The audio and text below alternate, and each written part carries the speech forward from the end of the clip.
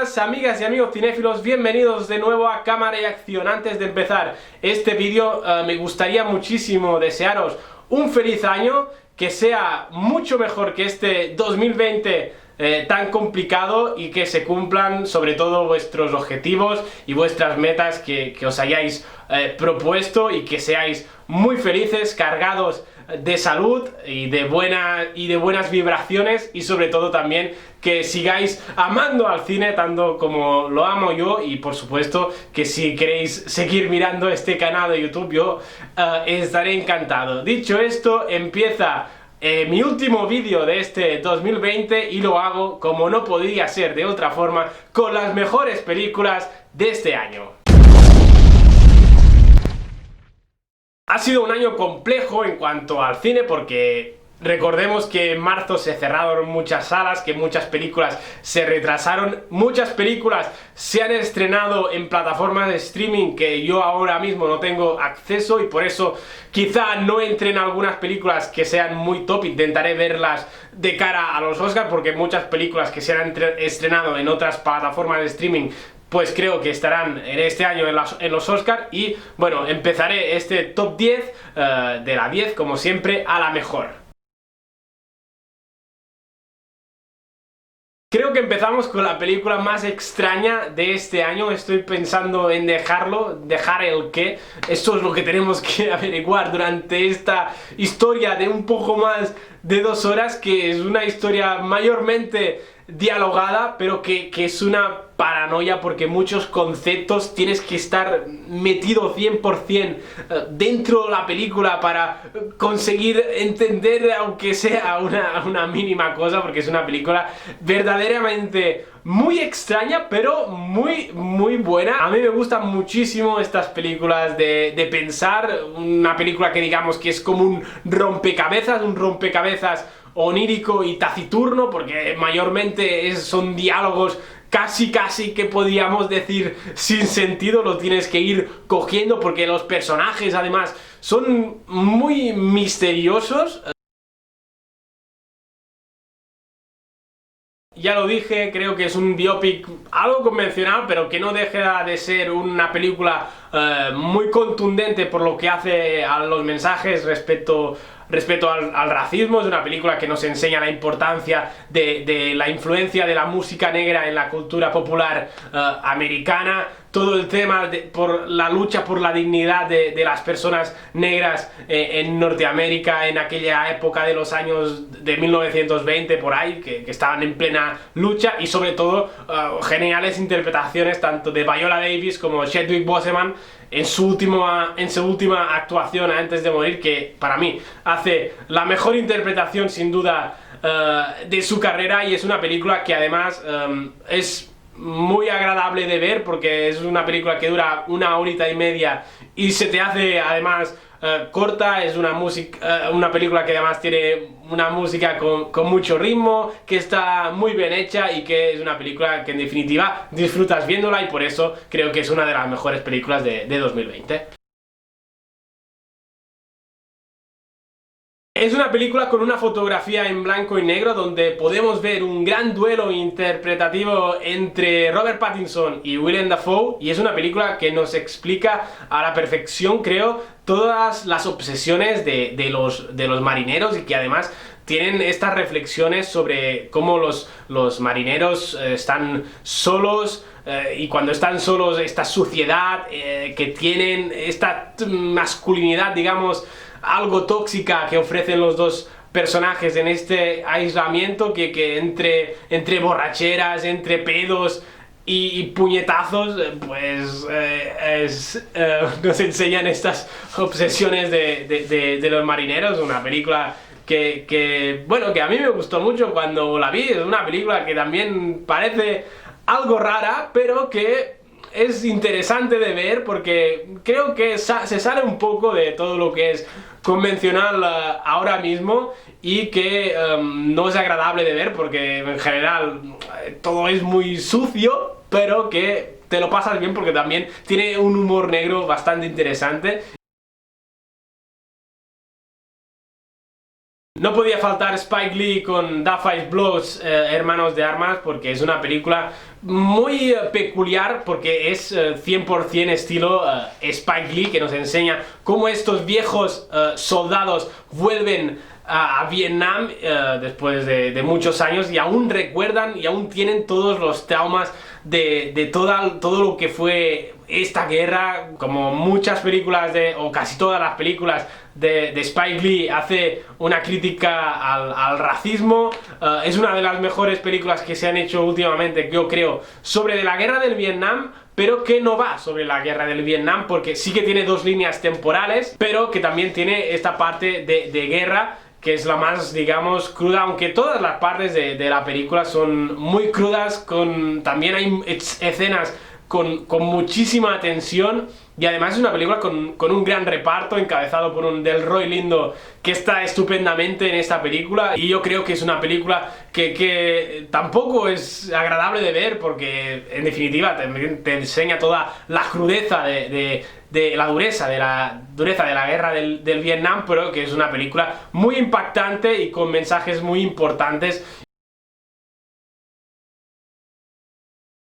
Se estrenó el año pasado en Estados Unidos, pero se ha estrenado este año, a principios de año se estrenó en España, y por eso la puedo meter en este top 10 de mejores películas de 2020. Jojo Rabbit para mí es una de las grandes películas de este año por todo lo que esta sátira sobre el nazismo, que muy pocos directores creo que se atreven a hacer. Lo hizo Charles Chaplin en su día, lo hizo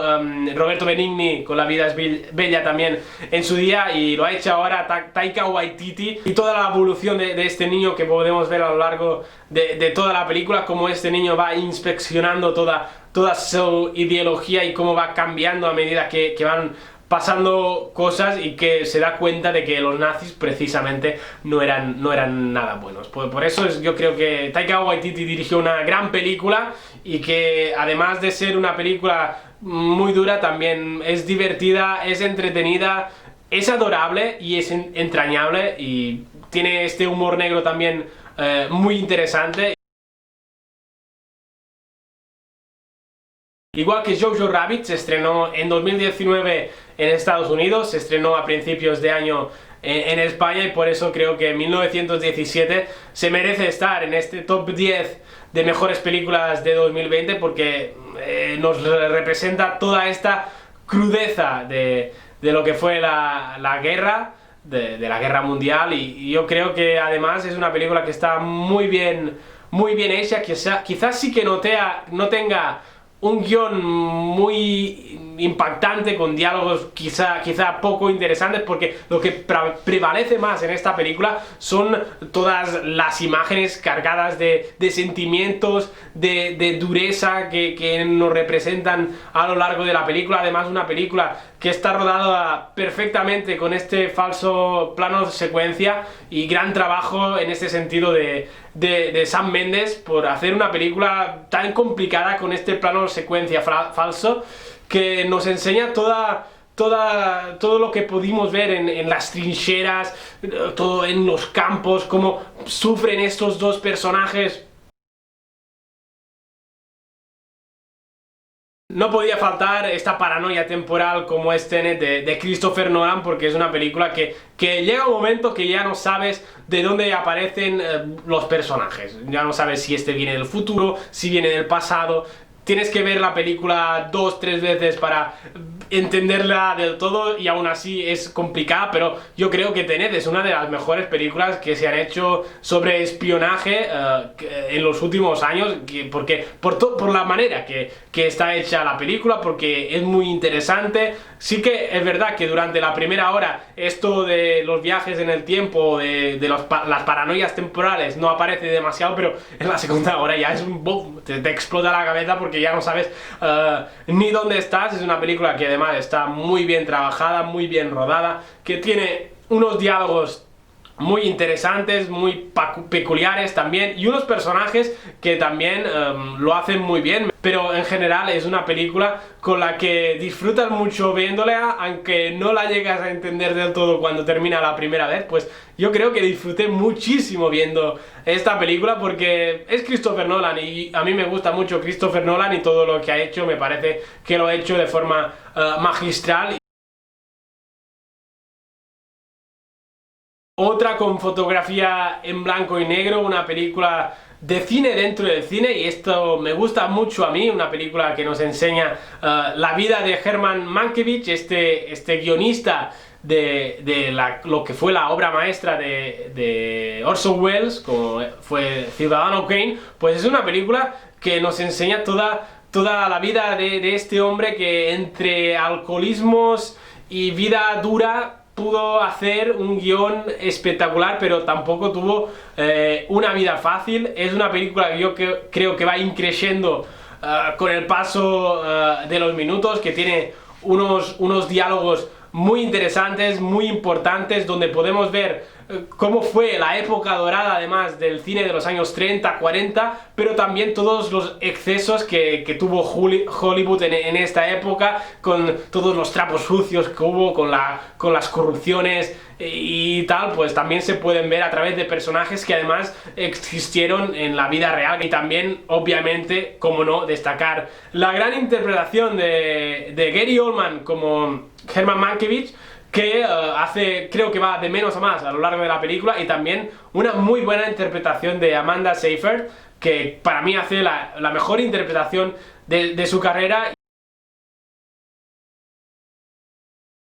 Los hermanos Safdie hicieron una gran película con Diamantes en Bruto, pero es que Adam Sandler hizo su mejor actuación de su carrera en este papel dramático de este joyero cargado de deudas, y que además es una película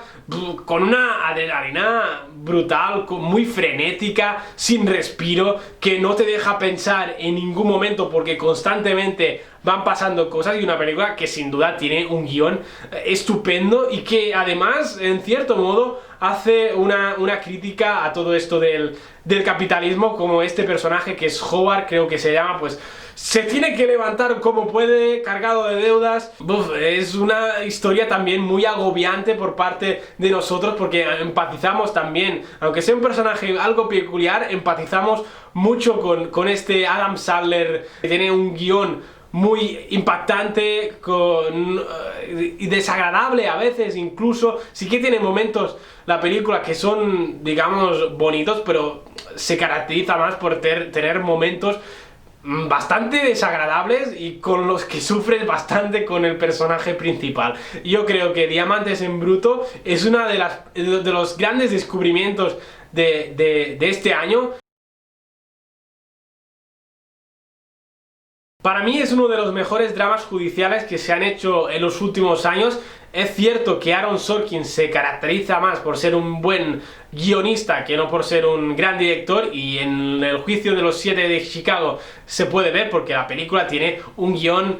estupendo, con unos mensajes, unas reflexiones muy interesantes detrás, una crítica que hace al racismo, a toda la guerra del Vietnam, a cómo el poder utiliza los jueces para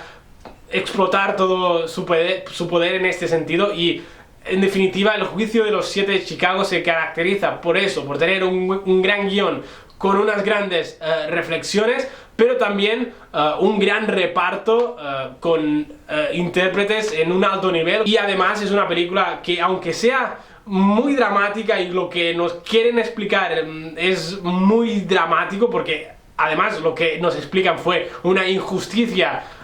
en toda regla, pues a pesar de todo el drama también hay momentos